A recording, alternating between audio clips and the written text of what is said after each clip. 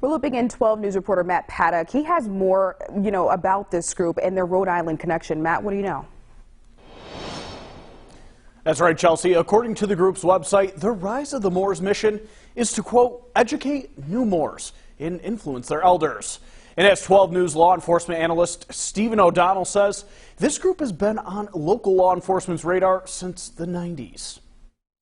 According to our law enforcement analyst, Stephen O'Donnell, the Rise of the Moors is a group who says their ancestors came from Morocco, and members believe they don't have to answer to American law. They don't believe they have to pay taxes, listen to the courts, listen to the government, listen to any laws, and that's certainly not the case. And obviously they found out that wasn't accurate. O'Donnell credits Massachusetts State Police for how they handled the situation with the armed men.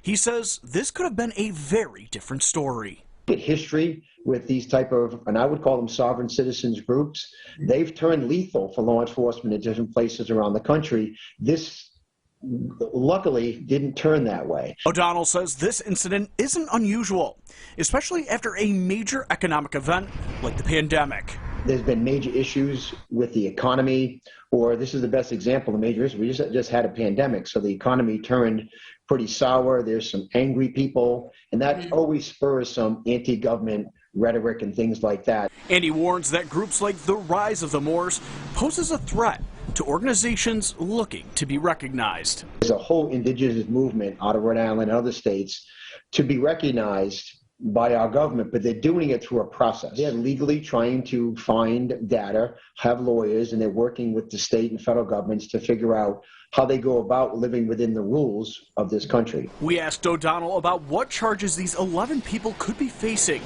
He says New England state laws have stiffer gun laws, especially if there are any previous felony charges. You'd be looking at 10 years in federal prison.